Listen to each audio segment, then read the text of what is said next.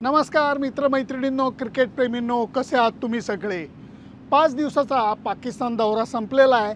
आता मी दुबईमध्ये परत आलेलो आहे। त्याचं कारण गटातील शेवटचा साखळी सामना भारत विरुद्ध न्यूझीलंड होणार आहे। त्याचबरोबर या सामन्यांनी कळणार आहे की अव्वल कोण होणार, समोरच्या गटातल्या कुठल्या संघाशी भारतीय संघाचा उपांत्य फेरीचा सामना होणार।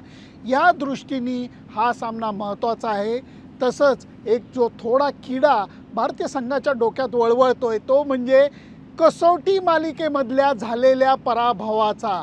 त्यामुळे भारतीय संघ हा भारत विरुद्ध न्यूझीलंडचा सामना अजिबात लाईटली घेणार नाही। काही हिशोब त्यांना चुकते करायचे आहेत आणि म्हणूनच त्याविषयी मी बोलणार आहे।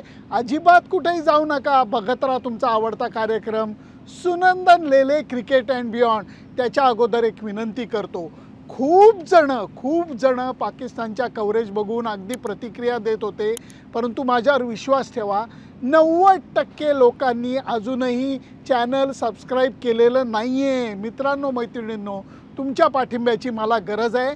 त्यामुळे लाईक, शेअर आणि सबस्क्राईब करायला विसरू नका। माझं यूट्यूब चॅनल, फेसबुक पेज आणि इंस्टाग्राम अकाउंट। आता भारत विरुद्ध न्यूझीलंड संघाबद्दलच्या सामन्याबद्दल बोलूया। एक आरसा जर का मध्ये ठेवला तर जसं प्रतिबिंब दिसेल तसं प्रतिबिंब मला एका अर्थाने भारत आणि न्यूझीलंड या दोन्ही संघांमध्ये दिसतं। कारण दोन्हीकडे तरबेज खेळाडू आहेत, अगदी 1 to 1 मॅच करणारे लोक आहेत।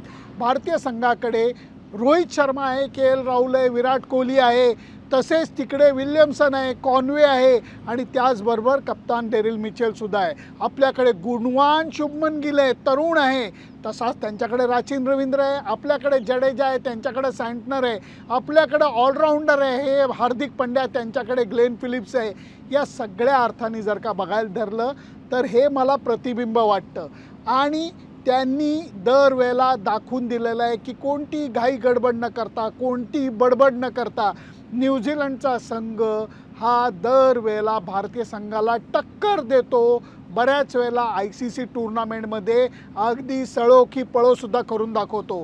म्हणून मानसिकदृष्ट्या हा सामना जिंकणं आणि मग उपांत्य फेरीत जाणं हे भारतीय संघासाठी अत्यंत महत्त्वाचं आहे। एक प्रचंड मोठा फायदा भारतीय संघाला झालेला आहे, ते म्हणजे भारतीय संघ गेले 15 दिवस दुबईमध्येच आहे। इथली हवा, इथलं वातावरण, इथलं मैदान, इथलं आउटफील्ड, इथलं विकेट या सगळ्याशी भारतीय संघाने जुळवून घेतलेलं आहे। त्यांना बऱ्यापैकी त्याचा अंदाज आलेला आहे। न्यूझीलंड संघाचं तसं नाही आहे। पाकिस्तानमध्ये भ्रमंती करून 2 मॅचेस खेळून आत्ता ते दुबईला आलेत, एक दिवस सराव करणार आहेत आणि मॅचला उतरणार आहेत। हे त्यांच्यापुढे खूप मोठं आव्हान आहे। माझ्या दृष्टीने या ग्राउंडवरती पहिली बॉलिंग करणं हे दोन्ही संघ पसंत करतील, कारण विकेटचा फ्रेशनेस, 7 दिवसाची विश्रांती मिळालेली आहे या ग्राउंडला, विकेटच्या फ्रेशनेसचा फायदा हे आपल्या बॉलरला ते करून देतील आणि संध्याकाळच्या वेळेला जेव्हा इथली हवा गार होते त्यावेळेला फलंदाज आपली बॅट म्हणजे शस्त्रासारखी परसतील अशी शक्यता मला वाटते।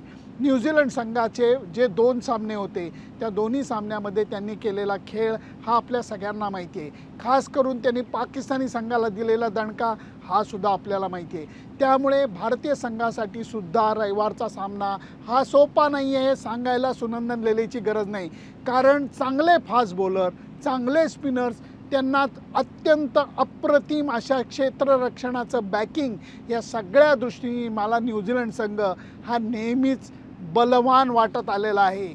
या सामन्यातनं अगोदर म्हणल्या त्याप्रमाणे अव्वल क्रमांक कोण घेणार हे बघायला लागेल। हे ठीक आहे, भारतीय संघाचा पहिला क्रमांक आला काय किंवा दुसरा क्रमांक आला काय ते खेळणार आहेत दुबईमध्येच, परंतु भारतीय संघाला मानसिकदृष्ट्या अगोदर म्हणल्या त्याप्रमाणे हा सामना जिंकून उपांत्य फेरीत जायला आवडेल।